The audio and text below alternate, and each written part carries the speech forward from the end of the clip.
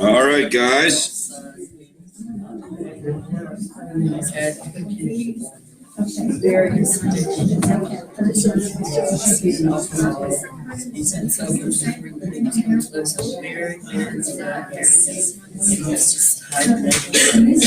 All right, cut your attention, please, guys.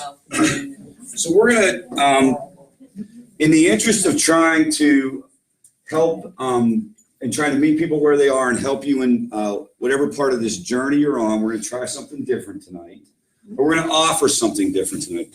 If you're interested in a group discussion, if you feel like you've heard the basics, if you feel like you've heard everything that Rich has to say, and you can't bear to sit through another lecture, I will not be offended. Carol and Michelle are here, and they're willing to go back and lead a group. If you want to stay here, that's fine too. We're trying to figure out what the best way to do this is. Moving forward, we're going to have more planned out kind of breakout groups. But if anyone's interested in getting up and going, wow. The topic here, I'm going to go over a lot of the basic stuff. I'll go over some of that, and then I was going to talk about, I don't know if you want to call it, I don't want to call it interventions, but sort of what are your options with a family meeting and that type of thing. If you feel like things are spinning out of control, what can you do? And I was really just going to try to talk through some of that stuff. Going once. Well, I was going to go until you said family meetings. Hey, don't take it personal, guys. They want to stay here and watch me. Oh. I understand totally. Yes, I'm sure you do, Carol. Y'all can't complain to us about Rich anymore that we're giving your chance. Yeah, you had your chance to get away from me. Well, and maybe even a better way to do this is to like let you know that this is going to be going on. Maybe that's another way to go about this. Let everybody know that we're going to be splitting out groups. We're going to be dividing up, trying to make smaller groups where people can share a little bit more. So spread the word, let people know that the format's going to be more open, more flexible. Okay? Any questions about that part of the process? And if you're watching live out there, you can send in questions. Elizabeth, if you are you watching this? Yeah. So if you send in a question, my daughter is monitoring the live stream, and she will ask. So if you're out there and you have a question, something you want us to talk about, just send it in, and we will make sure we cover it. Any other thoughts or questions about that part of the process? You two are more than welcome to stay, but you're also free to go if you want to. It's up to you. And if any one couple wants to go and they realize they have a question, I'll be happy to. Yeah. Yep. And again, we're going to work this out as we go on, guys.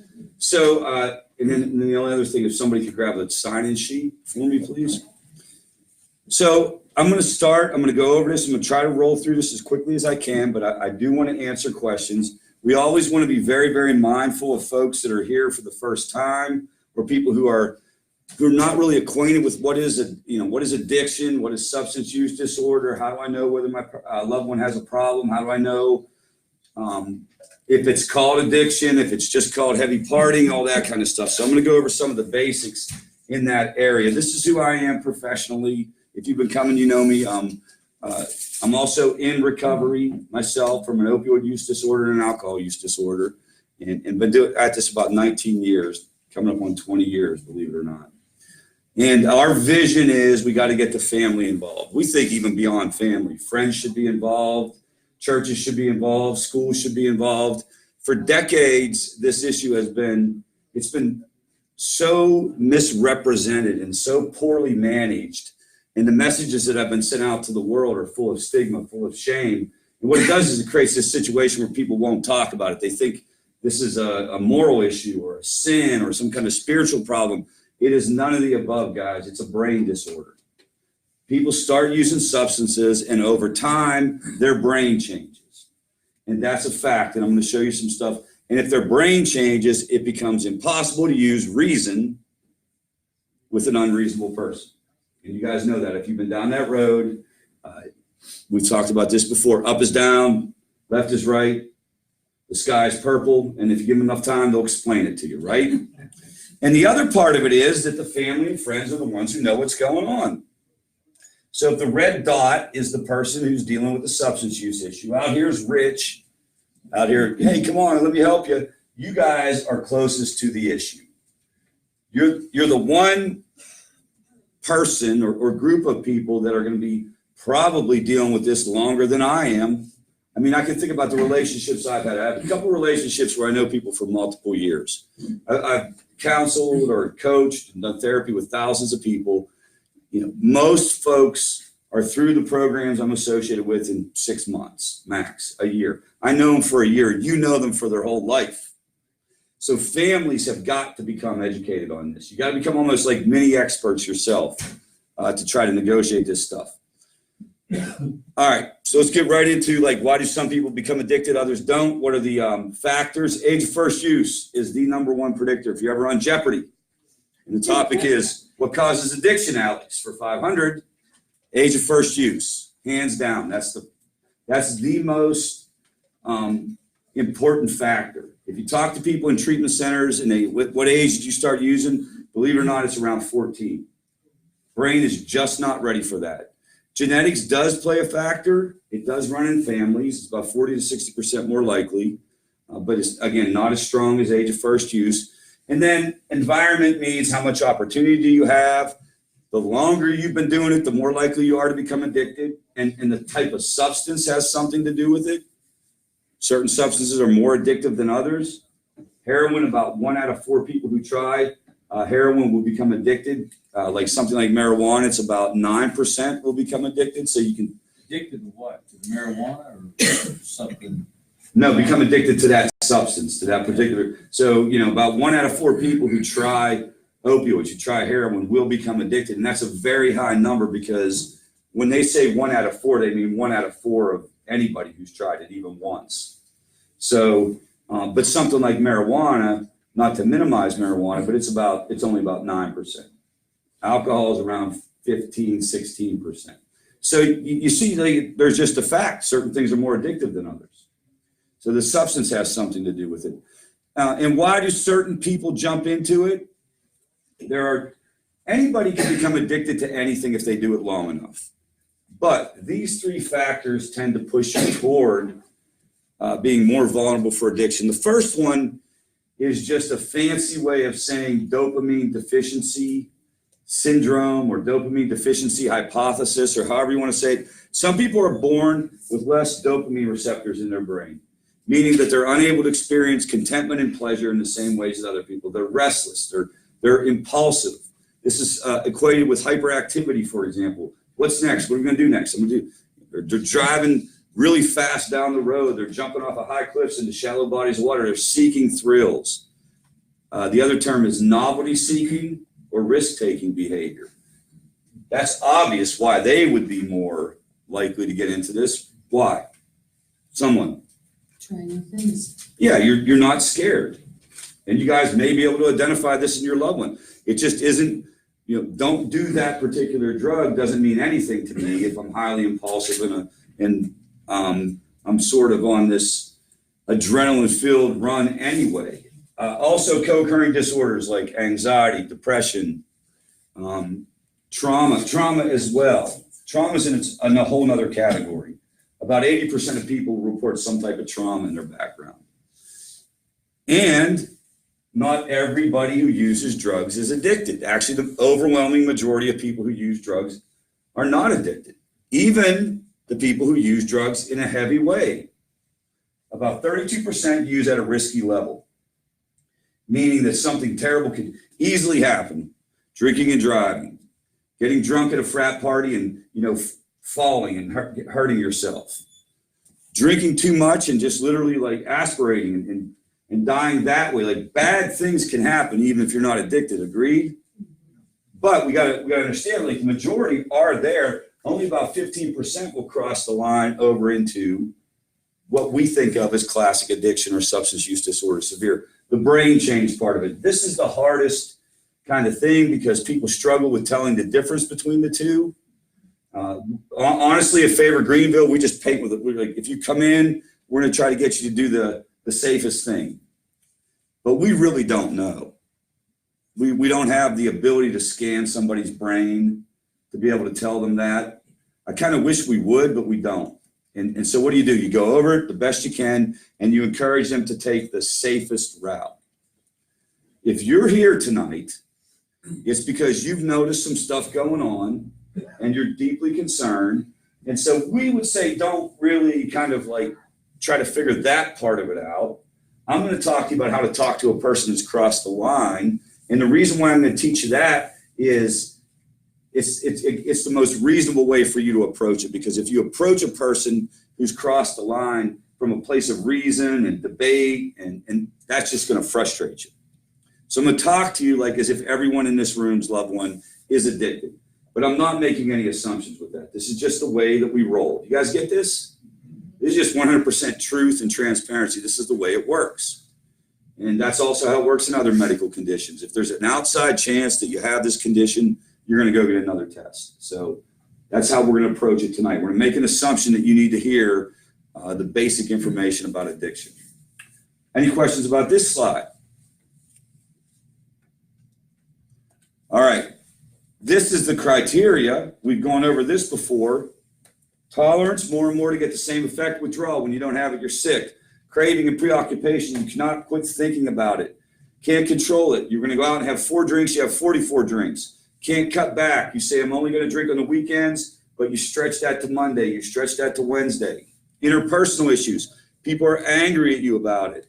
Avoid non-using activities. You only want to go to the party. You don't want to go like to the birthday party where nobody's using. Great deal of time spent on using. It's a full-time job. Use despite physical and psychological dangers. Now that's different than physically hazardous situations. This one is like drinking and driving repeatedly. This would be, you're told that you have raised liver enzymes and you keep drinking anyway.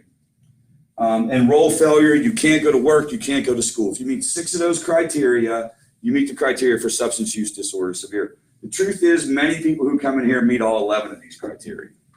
But it doesn't help them recognize it because their brain is not necessarily functioning clearly and they're not a big fan of giving up the substance. So don't expect your loved one to be like, okay, I get this.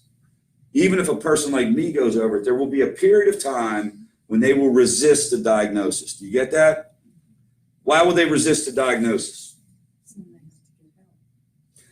Well, they have to get help. They have to do something about it. The second thing is it's full of shame and stigma. Who wants to really put that coat on and wear it for the rest of their lives? If I admit the diagnosis, I have to change my behavior and quit smoking weed and drinking and popping pills, right? So I'm going to resist this thing even at a subconscious level.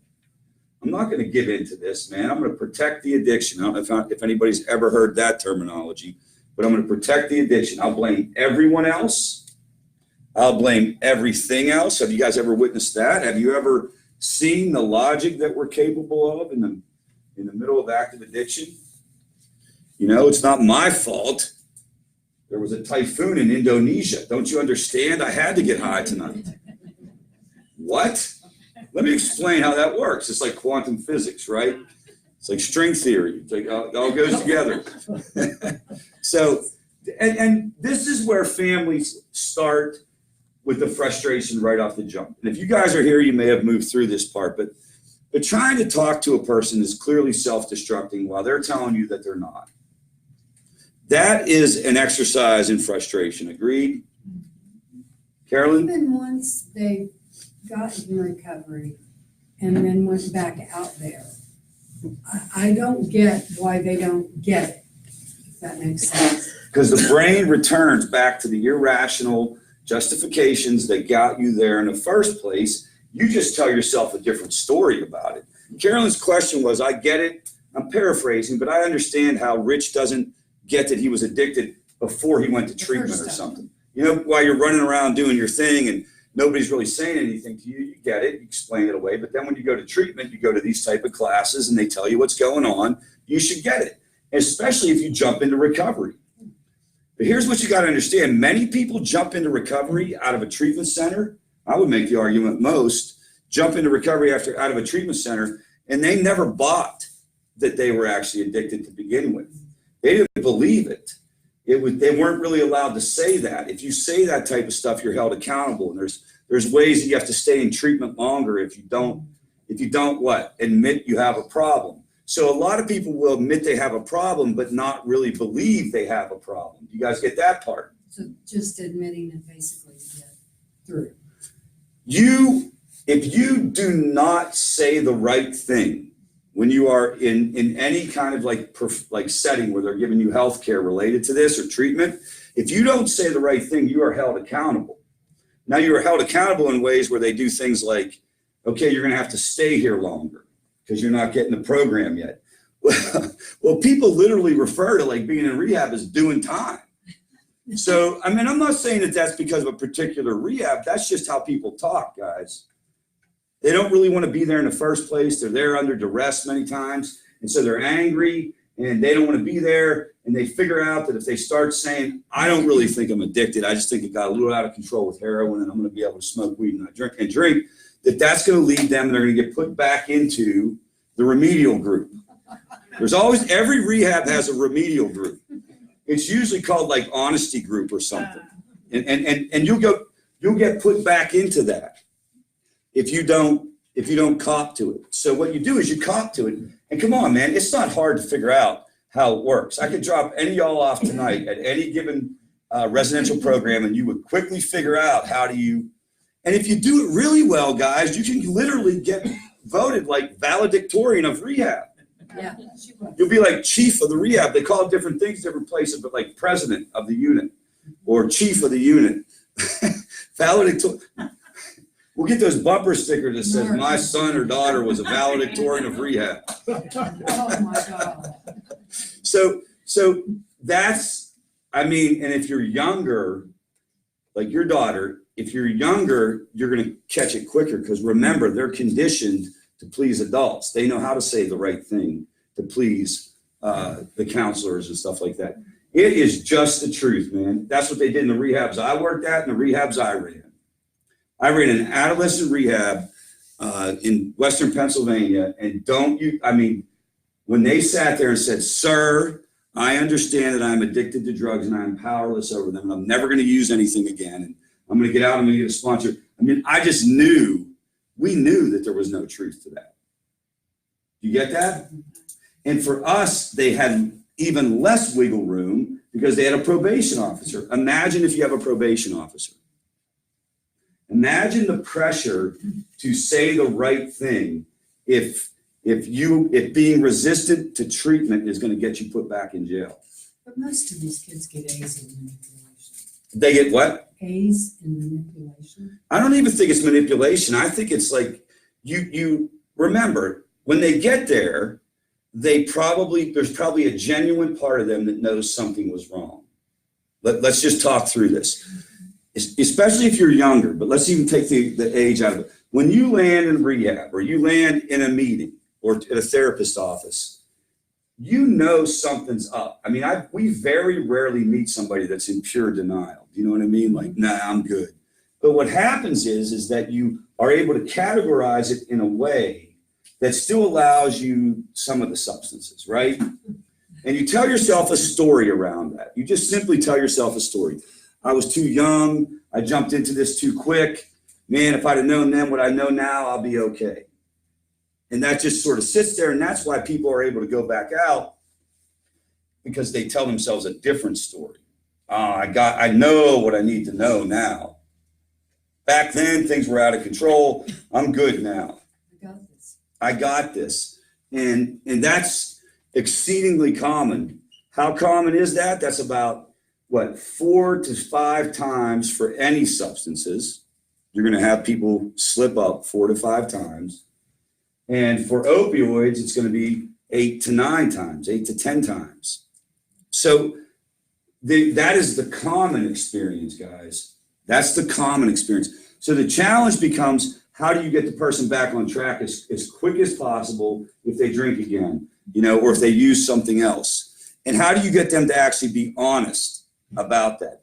It's very hard for your loved one to be honest with probably with the professionals in their lives, but also with parents and spouses, right? Why is it so hard to be honest whenever you're dealing with this? Why is it so hard? Because you're still trying to protect. Could be that. Well, the real reason is you know that the shit's gonna hit the fan if you're honest.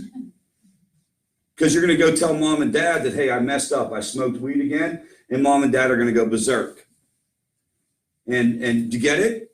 And I'm not saying mom and dad shouldn't go berserk, but I'm gonna tell you right now that it's easier for me to say to myself, I'll just keep that to myself and I'll get over this. Do you follow what I'm saying? Like, this is the problem, this is the issue. This is the elephant in the room of the whole entire approach that we take with substance use. We tell people, just be honest and get back on track right away, but we punish them when they're honest. And so our words say one thing. Our words say, you can tell me anything, I'm not gonna, and our actions say a whole nother thing.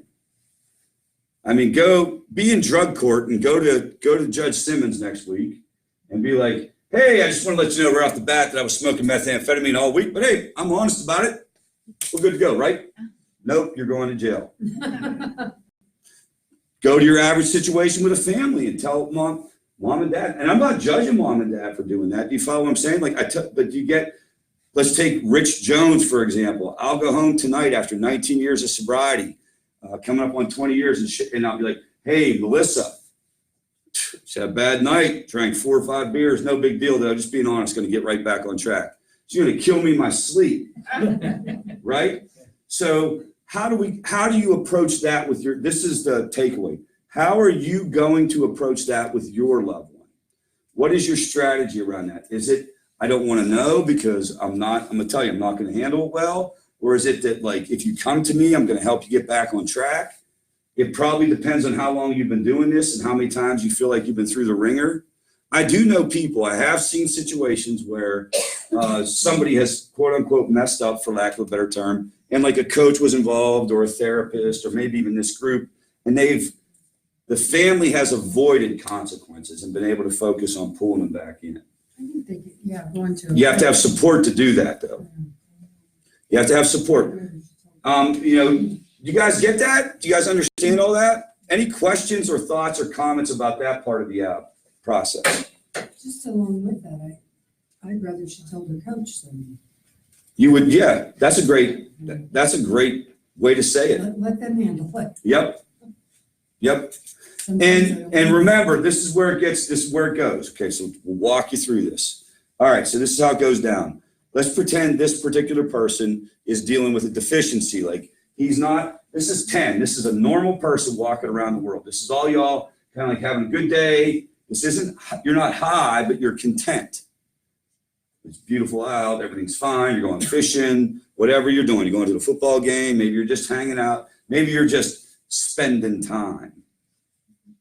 I have no idea how you do that, but that's what you're doing. You're spending time and everything's fine, but your loved one who's struggling with this issue, or a person who's vulnerable, you're walking around and you're restless, and maybe you're depressed, or maybe you're dealing with some kind of trauma in your life, and you don't even know that you feel different than most people in the world. You just know that you can't sit still. You just know you can't calm down. You just know that things aren't okay, and somebody has something, and the first time you use it, not only does it get you up to where everyone else is, it takes you above it, and you're like, I have found what I've been looking for. And you didn't even know you were looking for it. And so what do? You do it again, and you do it again, and you do it again, and you do it again. And as you do that, you flood your brain with too much dopamine, so the brain starts to back off the baseline level. It takes you from an 8 to a 6, right? But you keep doing it, it's still good, but not as good as it was. And then it backs you off again. And then this is where addiction kicks in, guys, because here you can't even get the desired effect. This is whenever the drug stops working. You'll hear people say that. I was using to try to feel normal. So this, from here over, is what we would call substance use disorder severe. This over here, this could just be heavy partying. The brain hasn't been impacted at that level. And then this is what it looks like. So this is a full firing dopamine system. Mesolimbic dopamine system working all cylinders firing. And this is the depletion of dopamine. And if you don't have dopamine, if you have 2, if your units are 2 or 1, you're constantly seeking something to get relief. And that's the psychological part of the addiction. That's the absolutely ridiculous behaviors that people get into. Now, if it's opioids or alcohol or benzodiazepines, those type of things, there's going to be a very serious withdrawal syndrome involved, a physical withdrawal syndrome involved also. And this is why you just can't say, knock it off. Knock it off. Just stop. Don't you understand? Just stop. I mean, I have feel compelled to say that to people. You know, after all this time in the field, I felt like, are you serious? Like, what are you doing? You can't see. They look normal. They look like they did whenever you were able to have a conversation. But this takes precedent. This takes precedent. So if Meg was sitting there and we were doing an experiment, she hadn't eaten for 7 days, right? She hadn't eaten for 7 days. Would you still be alive if you hadn't eaten for 7 days? Okay, so we'll say 7 days. And I put a pizza right here. And I said to her, I'll give you $10,000 if you can sit there for 15 minutes and not go get that pizza. She would what? Probably go get the pizza and forego the $10,000 because after 7 days, you would be so hungry that it would be a matter of survival. That's what this is like. And so Meg, don't do that. Don't go get the pizza. You're gonna get $10,000 if you wait. And she's like, screw you. It's been 7 days. I'm eating that whole damn pizza, right? Get out of my way. I mean, this is where it gets very strange for people. And it's very hard for people to understand what their loved ones are doing. Yes, ma'am. Does the brain ever return to normal? Yes. So the good news is that as you go into recovery, and I don't know if I have the slides in here, but you can literally show how it comes back. You come back to kind of where you were. You still have to address some of those pre-existing issues, but you come back. What if you have a dual diagnosis? So if you have a dual diagnosis, and understand that the majority of people that we deal with do have a dual diagnosis, okay? And if you include trauma, it gets upwards around 80%. Can you define that? Dual diagnosis or a co-occurring disorder is a mental health diagnosis and a substance use diagnosis.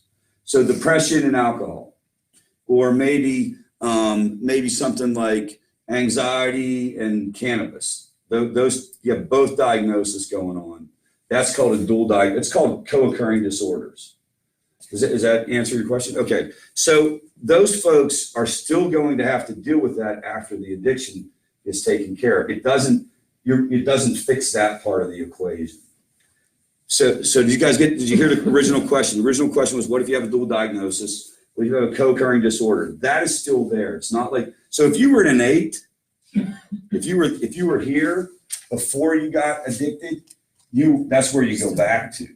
You're still going to have to deal with that underlying issue. You'll hear people talk about core issues. You got to get to the core issues. You got to get to the issues that caused this problem in the first place. And we recommend people are doing both mental health and substance use at the same time. We don't try to get into like which came first because it's almost impossible to tell.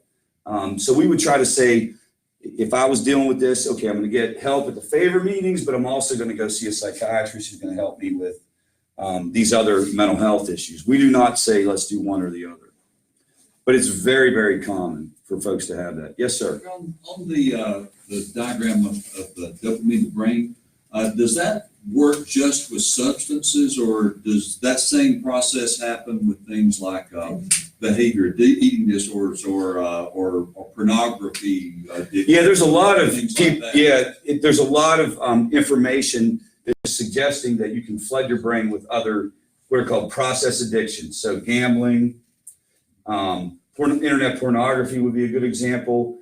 Some people say shopping. I don't know that I buy the shopping thing. I just think it's a reason. It's an excuse to go spend money. And I'm just kidding. I don't know that has the same effect or the same hit that like the internet pornography would, or gambling for sure. How about food? Food definitely does. It does have that same. Food it's just not going to spike it as high. So let's pretend like food might not get you here. It might get you here.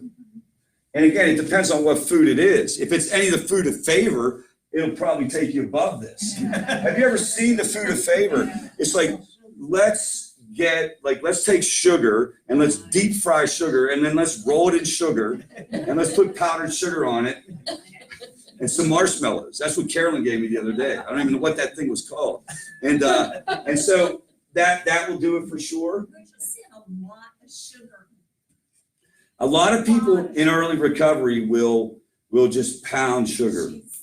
They'll, you'll see candy, they'll have candy all the time, that kind of thing. It definitely, you're definitely dealing with that factor. So, and family members, you can't tell what's going on, and you can't make people take care of this. That's the other part of the problem. You can't make your loved one take care of this issue, but you can be aware of what you're dealing with. This is so you approach the person in a certain way.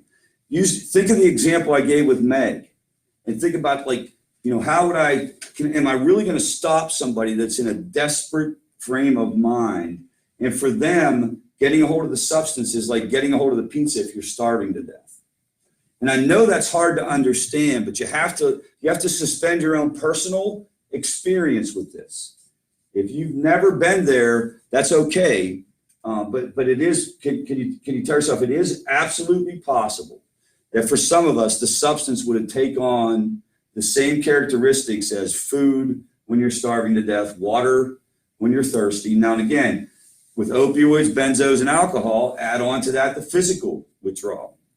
So now you have a double whammy in terms of the substance. What other questions or thoughts about this part of the equation?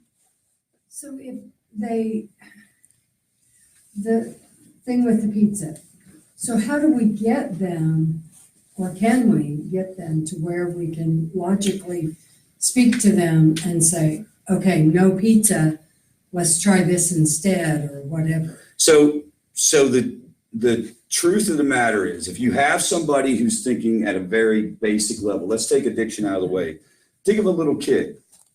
Think of a little kid who just wants what they want when they want it. How do you talk to them? You don't necessarily reason. You don't sit down and do a bargain. You say, here's the deal. You do A, I do B. And you talk and you make sure that whatever you say is B that you're going to do. And you start to try to think more along those lines. Now that's the first thing. Everybody's here's heard this before. That's called setting boundaries, right? Setting boundaries is essentially defining how you want to be treated in your relationship and developing the ability to say no.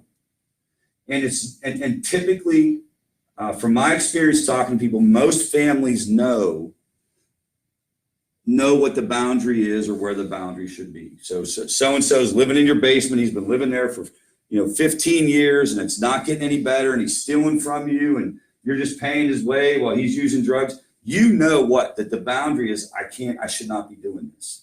But you resort to trying to talk him into something, and you resort to in trying to basically give him a speech about his behavior and saying, you got to get better, you got to knock this off. Why do you go with that rather than the boundary?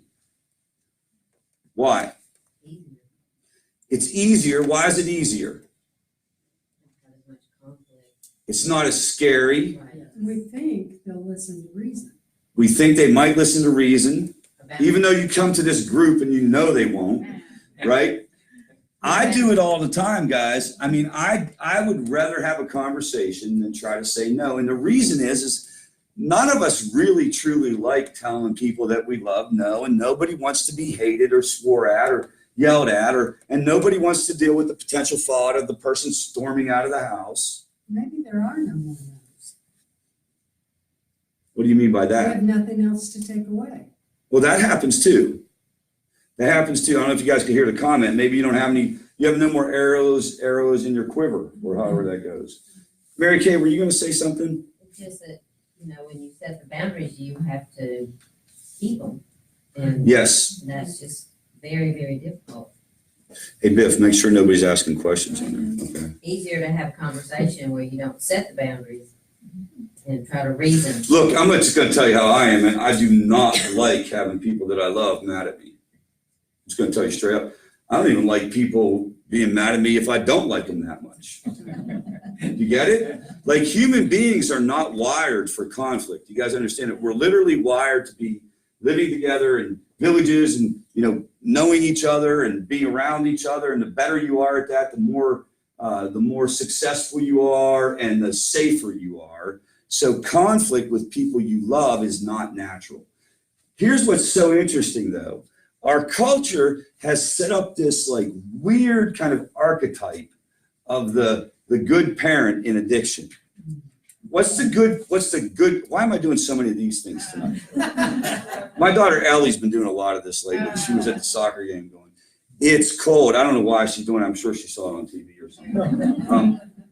But at any rate, what's the archetype of how a parent's supposed to be where addiction's concerned? Just stop doing it. Knock it off. Tough love. Kick him out. Tough love. Stop it. Don't be an enabler. And we've set up these like things where that's what's portrayed in the TV shows. And that's what's your typical kind of situation where it's a rehab movie or a movie about, or it's A&E intervention or one of these other silly things. That's always how it is, right? The person's out of control, the family tightens it up, and they go off to Panama for rehab and come back and live happily ever after because you got it together. So you've been told that you have this sort of like thing like everyone else, whoever's a good parent is saying no. They're all putting the hammer down. Well, I'm here to tell you, like I've said it before, one of the advantages of being a therapist is you get to really see exactly how screwed up everyone is. They're not doing it either, guys. I'm telling you, they aren't. Every single person who's given you a speech about change this or change that, or I'd kick the bum out, they are all enabling and okaying all kinds of stuff. They just don't have a group to come to for it. A lot of it. And or what? Aren't really willing to like look at that because it's a very hard thing to look at. We know that this room would be much fuller than this and that we'd have to be at the Bon Secours Wellness Arena if everybody who needed to be here was here. So it's most people, you just can't look at it. It's just too painful. It's just too painful. I would prefer to cross my fingers and hope for the best. And you guys are confronted with that or send that message and that so you sort of think that like you should be able to do this or you should be able to do that. And it's never going to be that easy. It's when it comes to saying no and it comes to changing these patterns of behavior, you're going to need support. You're going to have to think it through. You're going to have to make sure that you've exhausted all other options. I think that's a very important point in this process. If you feel like you've looked at every possible situation and you've done all you can to help the person, makes it a little bit easier to say no. Now, I will tell you this. It does get to the point where you just put up with it too long, right? You can absolutely get to the point where you've been dealing with this for X number of years and it's just time to cut it loose. So time has a lot to do with it too, right? But there's nothing fun about confronting any of these situations. Would anyone else have any comments or questions about the boundary end or anything else that they would want to share with the group in that regard? I wonder if it'll ever get any easier to enforce the boundaries. You know, I do it. I'm determined to stick with it. Yeah. It is the hard, it's every day. It's Yes. emotionally difficult to do it. Has anybody had any experience where they would be able to comment on whether it gets easier or harder as time goes by? Setting boundaries. It doesn't. It doesn't get easier in what sense? Until they're gone. Until they leave the house? Yeah. I mean, then it became real easy Yeah. because I just kept the door locked. Out of sight, out of mind almost. Yeah. But as long as a person's there, there's this constant back and forth, right? The constant pushing. Yeah. Well, why can't I? Why won't you let me? Yeah. You know, if they're not in your face. Now there's a lot of people would say that doing anything over and over and over again will get easier. And the longer that you deal with this, the more likely you are to get to a point where you're like, okay, I've had enough. Well, you're very early yet too. You are. You've come to a lot of groups, and so that's really good. But overall, the journey hasn't been going on for 10 years. Okay, so there's part of this is how do you become okay after you say no, right? So you have two different things. How do you say no, and then how do you become okay after you say no? Yeah, and I think that's it. I mean, I've pushed out. He's gone. Yeah. And so now he calls and I don't pick up his call. Right. It's that kind of Yes. every day. Yes. You know, am I gonna have that for I guess it will get easier over time. Yeah, and things change and circumstances change and the person changes and maybe something happens on their end and things like that. You gotta remember, it doesn't stay static. It doesn't stay exactly like it is. But how do you deal with that? Let's talk about the second part of this and how do you deal after you said no? I'll talk a little bit more about saying no, but let's take this idea that you've said no, you said you got to leave the house or no, I'm not continuing to pay for the apartment or no, I'm not continuing to pay for the car while you're using. How do you deal with the fallout from that? How do you deal with the anxiety? I know how you say no, you just keep saying no, but how do you deal with the feelings? It's about the feelings, guys. The feelings will get you to give in.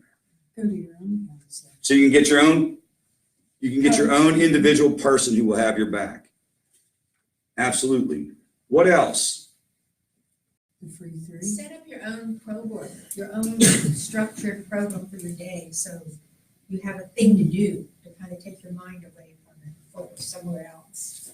So have a life. Make sure you have a life. Make sure you're doing things and you're not just sitting there waiting for the person to come back or waiting for the person to call you and say he's going to go to rehab. What else? Do you have your hand up? Yep. I block the phone calls and texts. I have to do it every couple of days, leave it on for a couple, as soon as I unblock it. Yeah. Start coming through. So blocking phone calls and texts, you'll hear about that a lot. There's a lot of people who've said, I've learned how to turn the phone off at night, which is a big deal, right? Of course, the new thing is with these kids, they've got some kind of app where they dial Texting a apps. different number every time.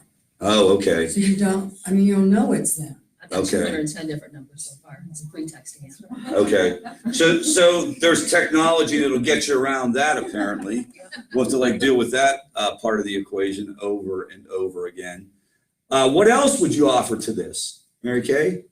Well, for me, one thing that helped me tremendously was when we would say no to things such as, we're not gonna pay your rent anymore, we're not gonna give you any more cash, we're not gonna give you any more gift cards, we're not gonna, those boundaries. For me as a mother, I had to figure out how I was gonna live with that no. And for me, it was, I'll meet you and buy you something to eat. Yeah. So I know you're not starving. Yeah, you can do that absolutely. Or I had to find, or I'll help make phone calls for you if you want to seek some help. I had to find a way that I thought was healthy for me and for him, Yeah, so that I could feel like I still showed him I loved him. right. So the thing that I would suggest is all of the above, but there's one other factor, and it's if you're going to pull this off, you have to somehow get okay with the anxiety and the uncertainty and the fear associated with setting the boundary, because that usually means something's going to maybe not be right in front of you. It's going to change something. And when change occurs, that's very, very anxiety producing. And developing the ability to say to yourself, I've done everything I can for the time being. This is the only thing I can do right now. And constantly talking yourself through that part of the anxiety. What will happen is, guys, you will subconsciously avoid doing what you should do because you can't deal with that feeling. But you'll frame it up in other ways. You got to remember, we're all in here. We are all subject to denial systems. You know that's not, Freud did not invent that word for drug addicts. It's a basic psychological principle that applies to all human beings. And you'll tell yourself things like, well, it could be this, even though you've already checked out this. Or you'll tell yourself, maybe it's not as bad as I think, because if it's as bad as you think, you're going to have to do something. So we all tell ourselves stories. If you get to the point where you're sure that this is the move and you make the move, Rich, you got to leave, or you can't, you're not coming back, whatever it might be. How do you sit in that emotional pain? You guys know what I'm talking about? Have you ever felt that? Yes. I mean, I have felt that. How do you deal with the possibility of not knowing what's going on with your loved one, with the possibility of this, ending in a way that you didn't want it to be, with all those contingencies too? We talked about it last week, with all the possible rabbit holes you can chase and where this could go. That is a key part of setting boundaries. If you learn how to become comfortable with that discomfort, not that you like it, not that you're okay with it, but if you become comfortable with that discomfort, you'll be able to, start changing your response. You will absolutely be able to start changing your response because you're going to learn and you're going to know that this just isn't good for me to be feeding into this, right? We don't love the word enabling, but it's not good to be enabling this stuff for your loved one. So I'm now able to say, you can't come home. But if I'm going to say you can't come home, I know I'm going through it. How do you do that part of it? Let's stop here. How do you do that part of it? You get where I'm coming from? Not the, we can all figure out what we're supposed to say. You get that? People always say to me, here's what's going down, Rich. And what should I do? And if I get to the point where I say, here's what you should do, they don't like it. They literally don't like what I say. They say, yeah, but, and then they tell me another thing. And then they say, what should I do, Rich? And I said, well, you're going to have to ask them to leave. Yeah, but it's because the pain of doing that and the feeling is what keeps you from doing it, not the knowledge. So how do you do that part of it? Anybody have any words of wisdom in that regard? Stay busy. So distract yourself. How busy can you stay though? Pretty darn busy. I'm gonna go out on a limb and say, I'm gonna turn it around and reframe it like what you said. So instead of saying I'm hating the struggling, I'm gonna embrace the struggling and I'm gonna see that as a positive thing. This is the only thing I can do, If I feel that way, I'm doing the right thing. Yeah. Does that make Because the sense? Yeah. alternative could be death if you don't do it. Yeah, you talk yourself through it, first of all. You literally you reframe it. You talk yourself through it. You don't buy into the story that you're telling yourself. I'm a terrible husband. I'm a terrible mom. I'm a terrible dad. You don't tell yourself that story. You reframe it. I've been coming to group. I know what this is all about. I really don't have any choice in this matter. Absolutely. Yes. Another thing is to think through that nothing's going to change until something changes. And if that person's not going to change, you're the only one Yeah. that can change in the situation. Yeah. So if you're not willing to do that, you have to accept that this may continue forever. Right. So there's a lot of psychological gymnastics that you can do. What else? Here's the deal. At a certain point in time, if you're going to enforce boundaries, you're going to have to just understand that you are going to need to sit in your room and ugly cry. You guys know what I mean by ugly cry? Snot flying everywhere, quiver lipping, right? That you're gonna, and that there is no good way to get through it. There's just better ways to get through it. Well, and I even had to imagine the worst case scenario.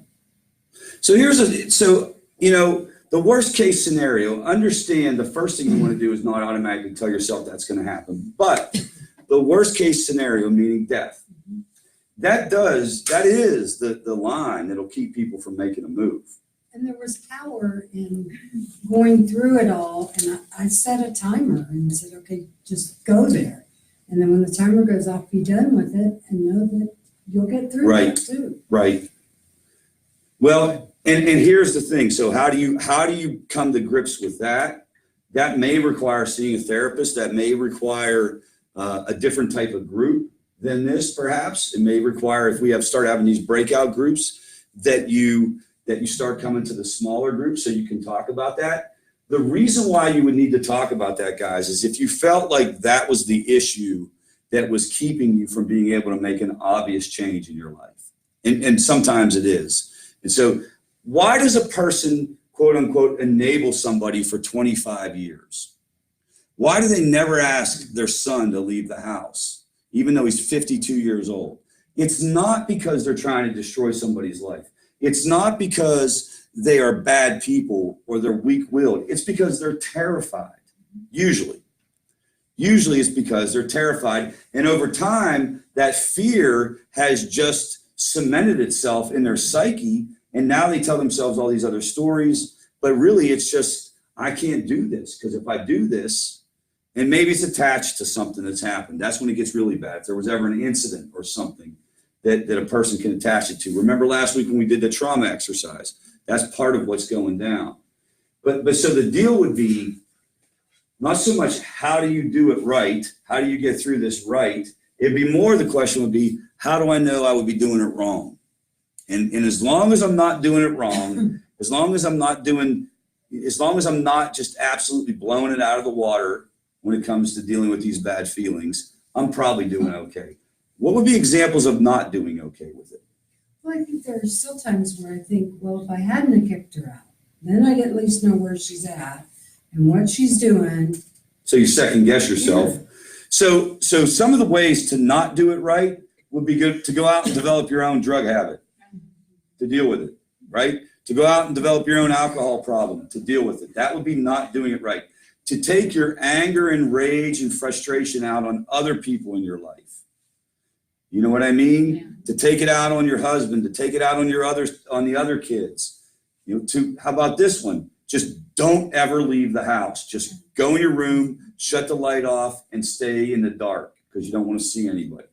These are all ways that you would know that it isn't good. Otherwise, you're probably doing okay, guys. The fact that you're here tonight and you're moving and because there are a lot of people, actually, I would argue the majority of families dealing with this, they have just given in. They will not come to a place like this because we're just going to live with this and whatever happens, happens, and it's going to be a lifetime of hell.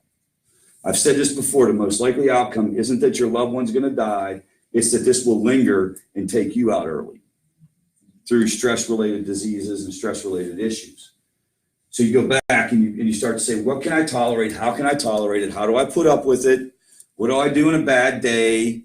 How do I just struggle through whatever other mental gymnastics that you can come up with?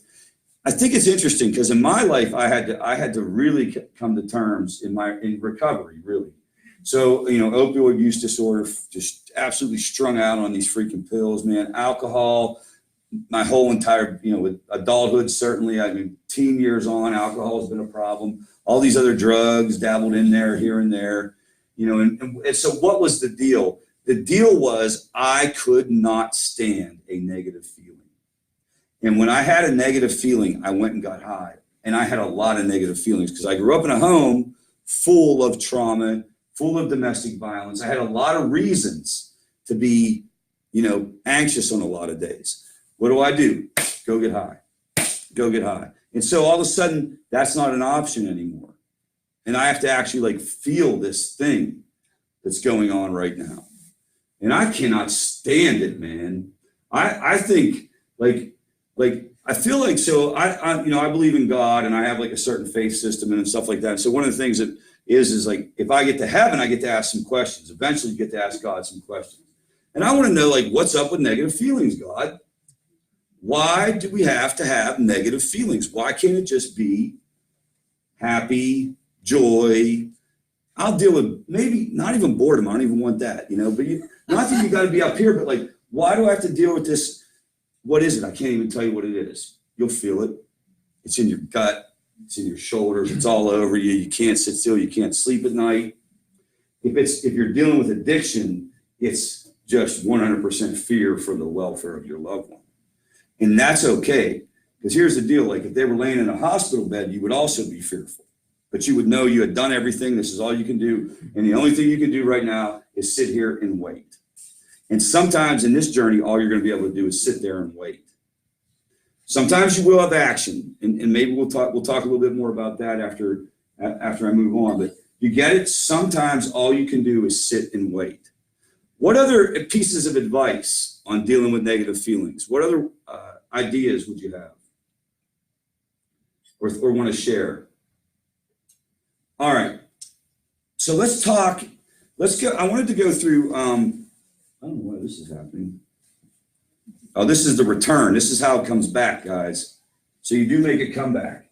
This is what it should look like. This is 10 days without cocaine. This is 100 days without cocaine. If you ran this out, you would see the person comes back. Somebody asked, do you make a comeback? All right, so let's talk about in the event that your loved one is dealing with active use right now, or maybe a relapse or whatever it would be. Let's talk through how this thing works and what you can expect. Okay, so this is kind of the recovery end of this process. And you may know a lot of this and you may have gone through. So the first thing that has to happen is the person has to get stabilized, right? So if your loved one is out there and now people say, well, how, what if it's a relapse and they've used for a week or they've used for 2? I'm not talking about that. I'm talking if they're out there and they're full blown going at it again. You guys get where I'm coming from? This isn't just a slip. It's going to have to start over in the sense that you have to be okay physically. Now I want to stop here and let you ask questions, but when it comes to the physical withdrawal, the actual medical part of this or the biological part of this, so substances like opioids, for example, let's start there. There's a very, very significant physical withdrawal syndrome associated with opioids. It's like the worst thing that you could ever experience. I don't even know how to explain it. People say it's like the flu, but not really. It's sort of like the flu in the sense that I guess because your nose is running and your eyes are running and stuff like that, but it's magnified by 50 times, 100 times. Your legs are so achy. And the really tricky thing about withdrawal, guys, is if you get a hold of the substance, it's gone immediately. You get that part of it?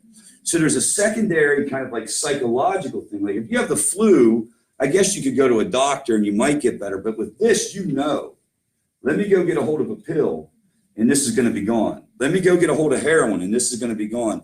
Can you guys see how that makes everything so much harder? And this is why where opioids are concerned, now it's hard to get a person into detox these days for opioids and for your insurance to pay. They're changing the way they're handling that because they're really emphasizing medication-assisted treatment. I am okay with medication-assisted treatment. I am not okay with the fact that insurance companies will not pay for detox. It should be all pathways, and if the person chooses abstinence, that's where they should go. So you go in, you get medicine to alleviate some of the symptoms, you get stabilized, they're checking your vitals, you're in there for 5-7 days, 3 to 5 days, whatever it may be. Certain substances, you kind of have to go in and get this done. Alcohol, benzodiazepines, you can have seizures if you're coming off of. Other substances, they will not detox you for, period. So something like methamphetamine, there is no real detox protocol for methamphetamine because all you do coming off of methamphetamine is you kind of crash, you sleep, and you're not going to have that physical sickness. You're going to feel washed out, and you're going to feel depressed and things like that. But most insurance companies won't pay for detox from methamphetamine. But they also won't take it in rehab unless they complain. Methamphetamine is completely mismanaged. It's like you can't get them in, it's not long-term enough. It's almost like we need to develop new protocols for methamphetamine that are very long-term residential programs. And in the first week or two is just sleep. Yeah, and eat. Sleep and eat because you're crashing. You're just coming down off of this crash. And you go through this and you're okay, you're gonna from a physical standpoint, and then you enter into the recovery process. So I'll stop there for a minute and see who has any questions. Any questions about that part of the program? So when they're using 2 substances and they go into detox, can you kind of like get them into detox because of the one substance? Yes. There are certain substances they will absolutely detox you for. So if you're on methamphetamine, but you test positive for opioids, they're probably going to take you. You get that part? You always will see, like if somebody's on methamphetamine and they drink alcohol before they go, they might get in too. Do you follow this? Yes. Not that I would ever give that advice to Give them a anybody. couple beers. Think of the detox as the biological part of this equation. What do we need to do with the person to keep them alive? Let's just talk alcohol for a minute. You understand that if a person's been drinking for 20 years and they just stone cold stop, it's going to get ugly, right?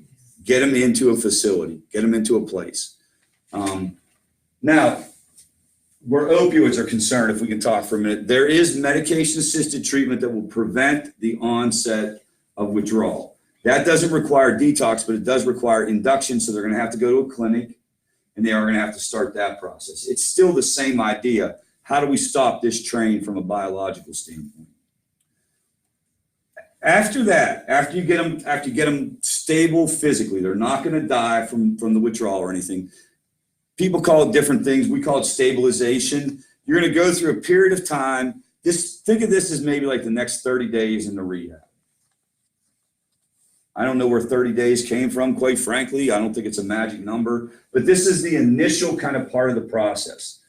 You're not going back home. You're coming in here. We're going to contain you. We're not going to let anybody in. We're not going to let you out. We're pretty sure you're not going to put anything into your system. 30 days. You start to learn about what you're dealing with. You finally, you're clean. It's not, you're not putting it in your body. There's this thing called post-acute withdrawal syndrome where some of the withdrawal symptoms can persist. That's getting managed there. You're learning how to do the group thing. You're learning how to break the pattern of isolation, anxiety, all these things. It starts there, guys. But I'm going to tell you right now, if you and a lot of you know this, like just because you send your loved one off to rehab, it doesn't mean everything's okay.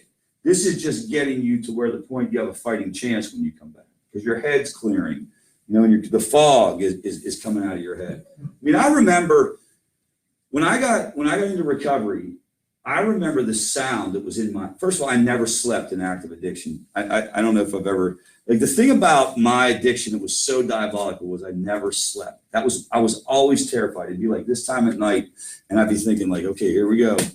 I'm gonna be up all night.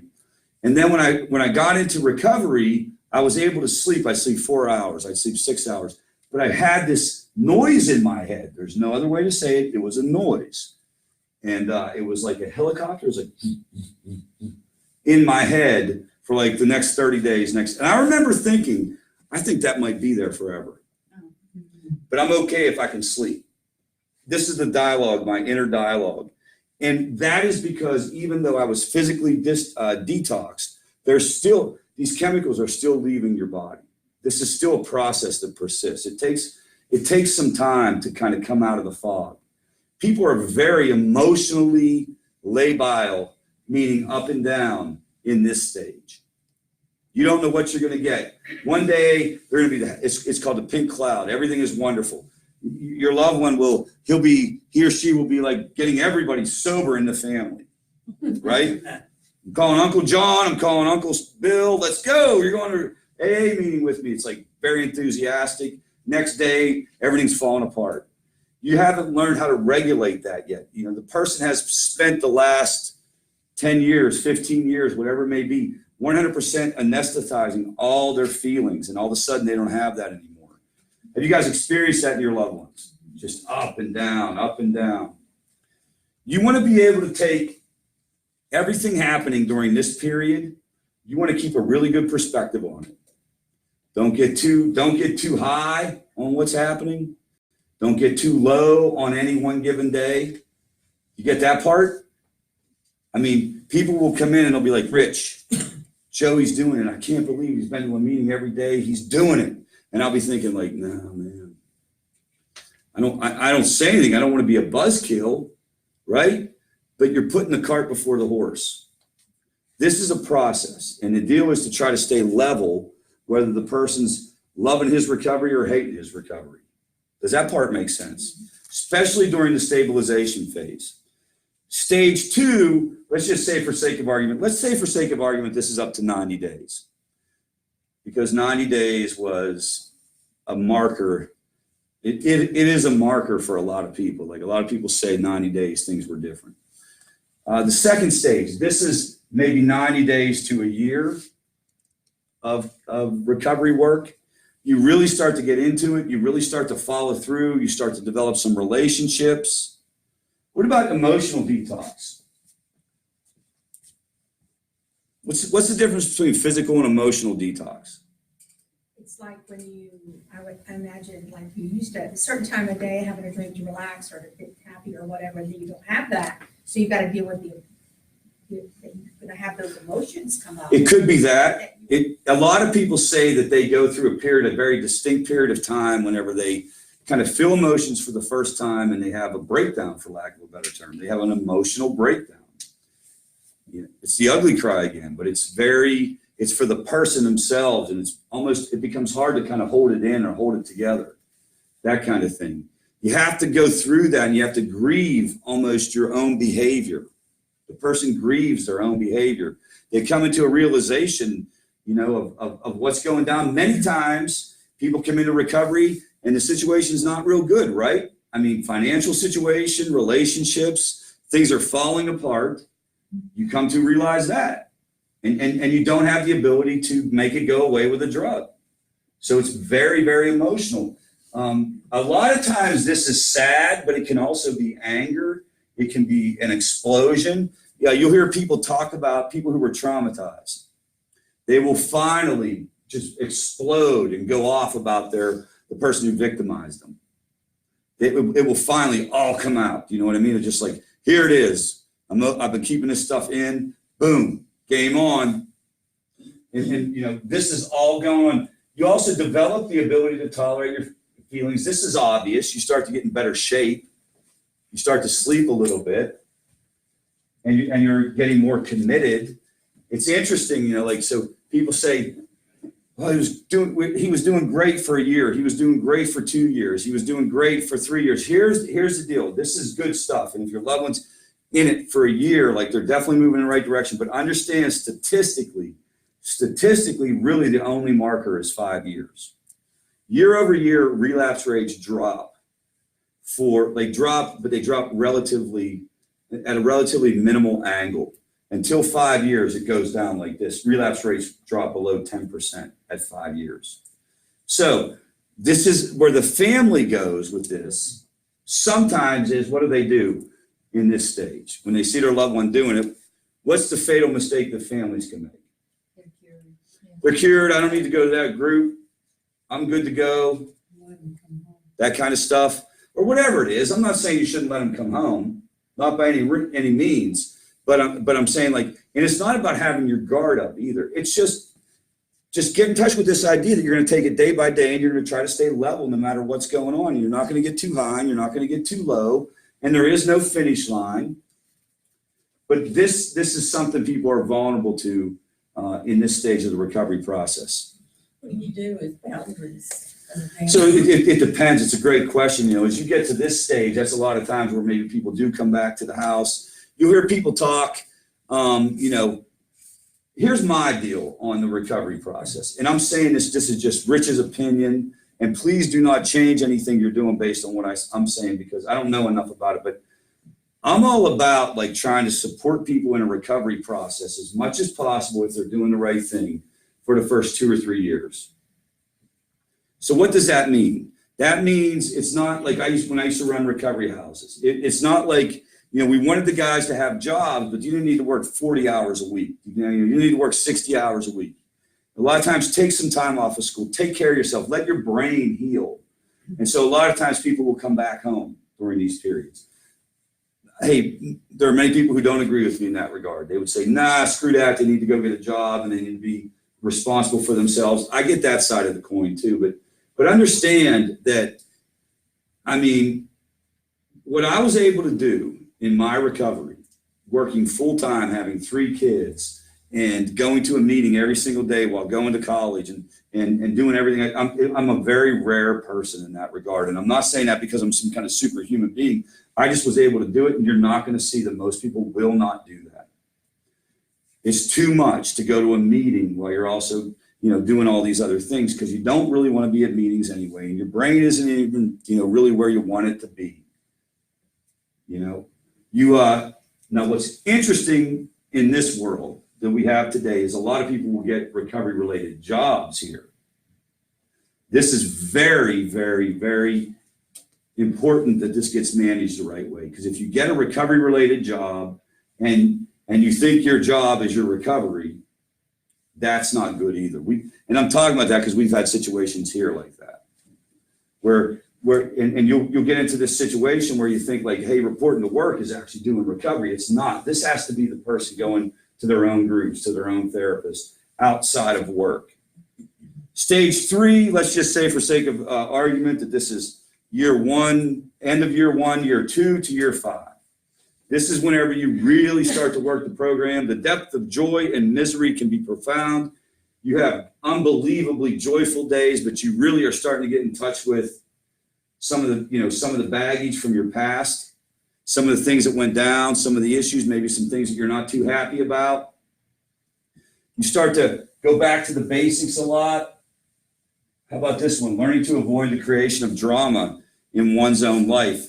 I will tell you from experience that sometimes that lasts up to 19 years. You guys get that one? Yeah. So, and then stage 4, after the 5-year mark, you're fully integrated. This is just part of who you are. This is the idea of like, why do relapse rates drop so much at 5 years?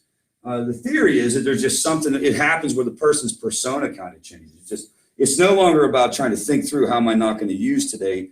It's just, I don't use. I'm just a person who doesn't do drugs or alcohol. I can go, early on, maybe I couldn't go to the wedding, right? Because at the wedding, there'd be drinking and there'd be people using, but I can go now. It's no big deal. I'm just a guy who doesn't use. This is called integration. And this is where also you start to give back a little bit. You can do it before that, but you forgive yourself, you have fun, you learn how to, you learn how to do life without the use of substances. Okay? Now, let's go through this. This is literally developed. We didn't develop this. It's developed out of Connecticut for people who are using drugs and need to get into recovery. But I'm going to make the argument that the same thing happens to family members, the same stages. So do family members go through detox? Well, maybe not in the same sense that you got to go to a hospital or you got to go to a facility, but at some point in time, you hit a wall and you're like, something's up. And you start to realize, maybe I am going to go to that FAVOR group, or maybe I am going to go to that Al-Anon group, or maybe I am going to call that interventionist. It's the same deal. Like, we're using drugs, you're dealing with what you're dealing with, you're just getting through, and then boom, all of a sudden you hit it. And sometimes when you talk to family members, they'll report that they feel like it was a detox, at the very least an emotional detox. When you first come to this realization or this acceptance of what you're dealing with. So that happens for sure. And then family members get stabilized. I've watched it happen, for 6 years here, and probably 7 years we ran the program in Pennsylvania, whatever it was, 13, 15 years I've watched this happen, where family members will come in and you'll watch them calm down as they come back week to week.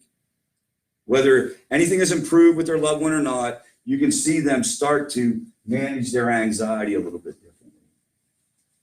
Learning about addiction, learning about what recovery is, learning to socialize, get out of the isolation. People say, I haven't left the house in 4 years. I don't want to run into anybody who's going to ask me about my kid. You don't want to run into anybody at the grocery store so they can tell you how wonderful their kid is doing. And my son was just named captain of the jump rope team at Harvard. You didn't know they had a jump rope team at Harvard, did you? So you're like, I'm not going out of the house. I don't want to see anybody. You learn to break the isolation. What about this one? You learn how to stay away from risky people, places, and things. We know what that is for the addicted person. What's that for a family member? Staying away from those people that ask you. Well, you come in here, you learn that you don't have to take it. It's gonna be Thanksgiving. It's going to be Thanksgiving. That's right. Tell us how to deal with that, Rich. Well, we'll talk about Thanksgiving next week. Because the holidays are incredibly difficult. It's difficult for the person who's trying to seek recovery from their perspective, right? The family, that's when everybody gets together. So you have to figure out how do you want to handle that. When I was early on in recovery, I didn't go to holiday events because of the alcohol. I do not think there's anything wrong with a family member going, I'm not going because my Uncle Joe is going to be there and all he's going to do is run his mouth. You know what I mean? You have way too much legit things to worry about than to add something else to it with somebody's random opinion. So you can, if you're going to have people over to your house for Thanksgiving, or you're going to go somewhere, I recommend that you make them, they have to completely watch the entire Recovery Cartel library, start to finish, before you allow them in the door. Because, or it just doesn't come up. That's the other way to handle it. You just make sure it doesn't come up. I don't know how you do that or what that's like, but you do not need to hear judgmental stuff at this point in your life. You guys get that idea? Like, you have like a legit healthcare issue that you're dealing with your loved one. They're dealing with, it's as legit as cancer, guys. It's legit as any other healthcare issue. You do not need to put yourself in a position where you feel judged by people. I will tell you the truth, I would not do it. I would kick people the hell out of my house in a minute. There are people that my relationship will never be the same with if they judge my kids. Or it could be the same thing, husband to wife. You just don't, they don't get a vote. Do you get it? Unless they're living in it, unless they are living in it, unless they're paying the bill to go to rehab, or unless they're living in it, they do not get a vote. Their opinion literally means nothing. But at the same time, I know what it's like to be around people that you grew up with and people who are in your family. So you have to manage that. You have to know yourself, and you have to know what it's like. If I invite so-and-so over, what is that going to be like for me? And everybody's got one of them in their family. I know you do. Don't make eye contact. Don't say anything, but everybody has somebody that's going to make comments or remarks or what have you. Mary Kay? Well, like you've always said before, which is so true, you have to protect yourself from the person who might mean really well, but might go, if it was my kid, I would. Yes, and understand something. One of the things that you can do is understand the psychology around people who say, if it was my kid, I would, or if that was my husband, I would. What's going on there is that is their way of protecting themselves from the possibility of it being their kid or being their life. They're saying it out loud because they cannot deal with the anxiety they feel by seeing this. Does that make sense? Because if it's an extended family member, it hits too close to home, and so they have to put you in a box that you're not doing the right thing as a parent. Therefore, it's not going to happen to my kid. So that's how people roll with this, when in reality, it could happen to any of our children, anytime, right? Yeah. Or husband and wife. It happens with husbands and wives too. It isn't just parents. It also happens with husbands and wives. And so what's the healthy thing to do in that situation?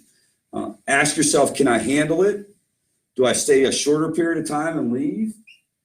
Can I go and we're going to go ahead and be okay? I don't know, but but understand, you do not have to subject yourself to that. Well, if it's like just a friend or a neighbor or whatever, then, I have to learn to protect myself. And therefore I just wouldn't be able to be around that person. Yeah. Even if they weren't trying to be really mean, but I just couldn't deal with that. So you have I know, and the thing that I keep thinking of is, and I feel like I don't say it well, but let's pretend this table, this is a bad example, but this table is just filled up with stress. And there's legit stress that you have right now. You're dealing with an issue, very uncertain, high level of drama, high level of volatility. Your loved one may be doing okay, may not be doing okay. That is filling up your stress plate in a legit way. The last thing you need is a good intentioned person who adds something else on there. If you want to go back and be around the good intentioned person a year from now, when things are going better, then I would say go ahead and do it. But you have to put yourself first. And in a situation like this isn't the time to be taking on other people's comments and stuff. Because I didn't want to hurt their feelings either. I didn't want to have to deal with that part of it. Yeah. I had my own things to deal with. I didn't want to deal with a friendship that I was going to hurt by being snappy or mean and going, right. You might mean well, but what you're saying is just not right. And you don't want to just sit there and hear it and listen to it, because as you sit there and hear it, you're going to get more and more frustrated. So you sort of want to say something, but if you start saying something, where's that going to wind up? This is where, when I was in early recovery, I remember these conversations about me going to holiday events, because holiday events were huge drinking events in my family. And I remember the conversation, and I remember saying, I have to go. I'll never forget this. I said, I have to go. And there was this dude, his name was Mike D. He was just another guy in recovery. He said, you don't have to do anything, dude. Like, you do not have to go. Like, if you don't go, first of all, they're still going to have the event without you, right? And if they say anything, it's probably going to be, thank God that asshole's not here, right? It's like I had created this scenario in my mind where, like, if I don't go to the Christmas party, the whole world is going to fall apart, and everybody's going to notice, and I'm going to turn on the TV, and it'll be like on CNN on the bottom on the scroll, it'll be like, Rich Jones did not go to his mom's on Christmas Eve. And so you don't have to do anything. Now understand, you'll tell yourself you have to. I got to go. It's a Christmas tradition, all this other kind of stuff, but you don't have to go. You're allowed to put yourself first. Yes. For me this Christmas, I'll be by myself for the first time, recently divorced and have now pushed the one that is dual diagnosis away. So for me, I'm switching it all up. Yeah. My kids want to, well, the one who is in town that I see on a regular basis, who I have a healthy relationship with, we're going to celebrate Christmas by going to Spam-A-Lot or whatever it is, Yeah. on the 28th of December. And Right. he said, that's going to be our Christmas. We're just not going to do, we're going to do whatever feels good to us Yeah. right now. Right. Because we know this is going to be a stressful. Right. Right? Right. So- Absolutely. Absolutely. Yes. And I had to go through a period, I hope everybody else does this, where I felt like I needed to educate everybody. Oh yeah. You got to let them know what's up. Go Yeah, tell them like, you here's don't the know deal. Like, anything don't about you? Yeah. addiction, let me tell you. Yep. Yeah, that's not ever going to go over well. Like it's it's Thanksgiving and everybody's talking. Not at Let me. Thanksgiving. I have a topic for discussion. Let's talk about the neurotransmitter dopamine. Yes. Do you have any like suggestions of things that people can say whenever someone says, if that were my kid? So the question was, who do you just say who asked that? Chase Valley? Chase. Yes, I know Chase. Okay, so the question is, what do you do if somebody is saying, if that was my kid, if that was my husband, if they give you unsolicited advice? Thank So- you very much. Well, you could say something like that. The first thing I would say, well, it's not your kid. It's not your husband. You know what I mean? And I'm telling you, like, I would try to work on developing my boundaries with my extended family as well. And I would start to work on this idea that like, maybe maybe I'm just going to leave now. And again, remember that all the stuff that you think you have to do for Christmas and all the stuff that you think you have to do for Thanksgiving because you saw it on like the Hallmark Channel or you saw it on these commercials. Understand it's not even real, guys. It's not real.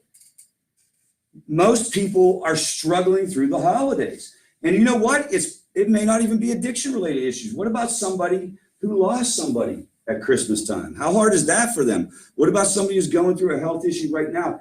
The news and the TV and the Hallmark Channel, they want us to believe that people have these like bullshit holidays where like everything gets like resolved and they all make Christmas ornaments and sing together at the end. And I've said this before and I'll be like, well, that doesn't look like my family.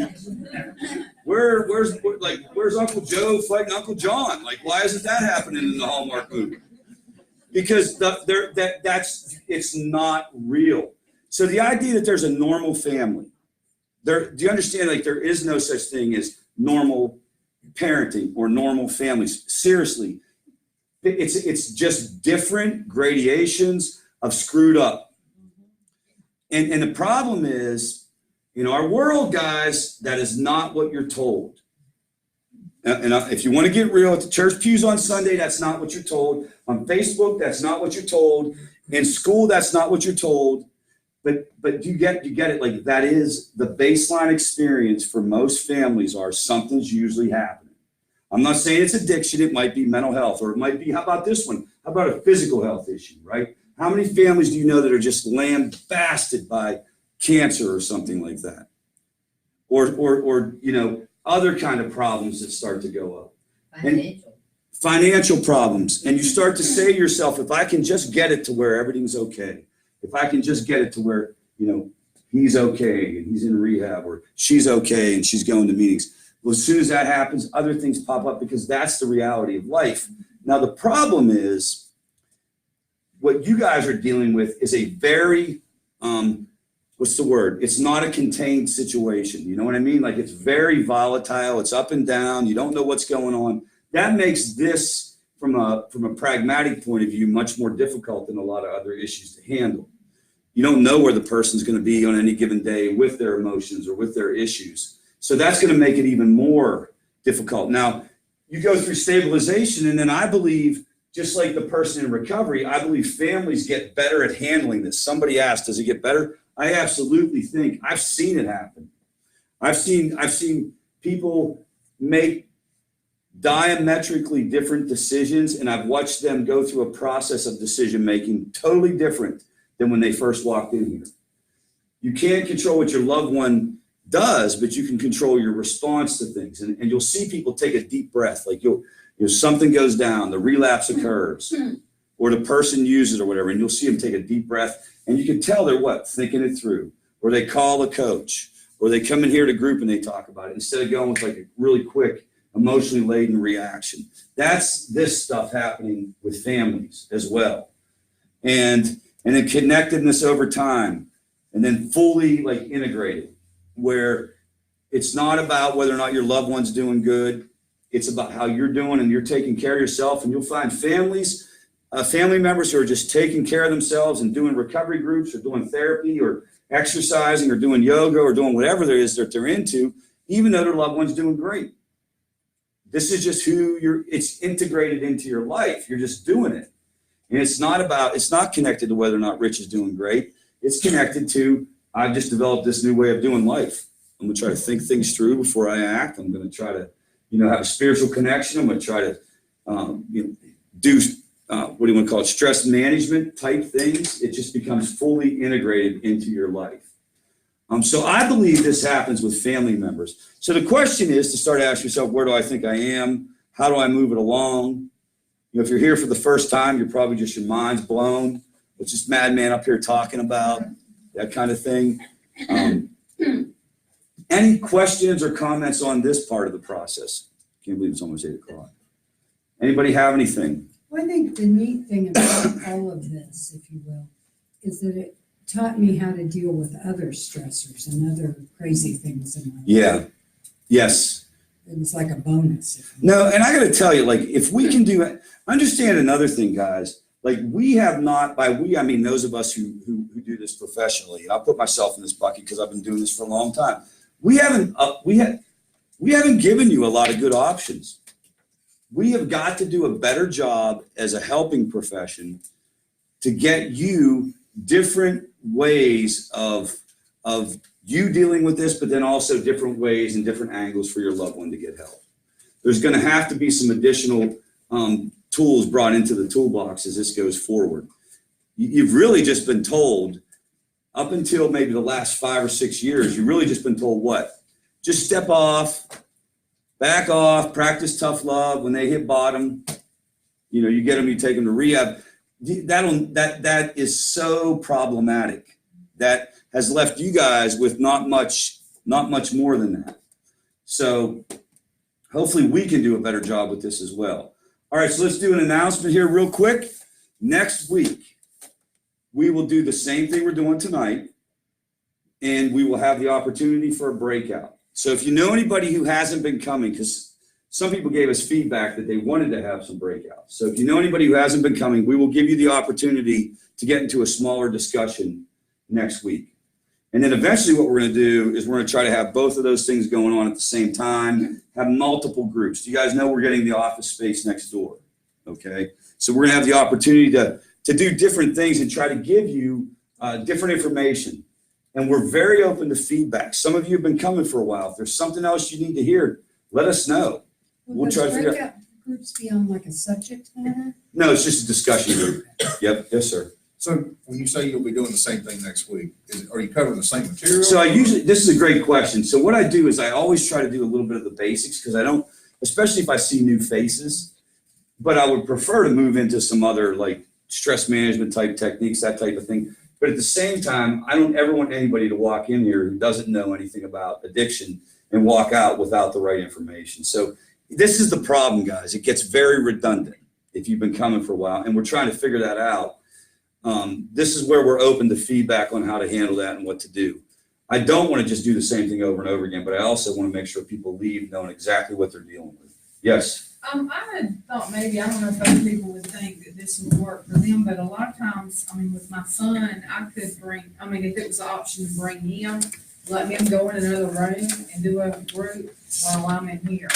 Yeah, or you could, sometimes, and a lot of people come here. A lot of people who are in addiction or dealing with that end of it come into this group too. So yeah, Nobody does that. They have one, the rooms are right next door to one another. Yeah. So the person suffering is in a support group and the family members or loved ones are in a support group. Right, absolutely. All right, well, good deal. Yes. We have a question.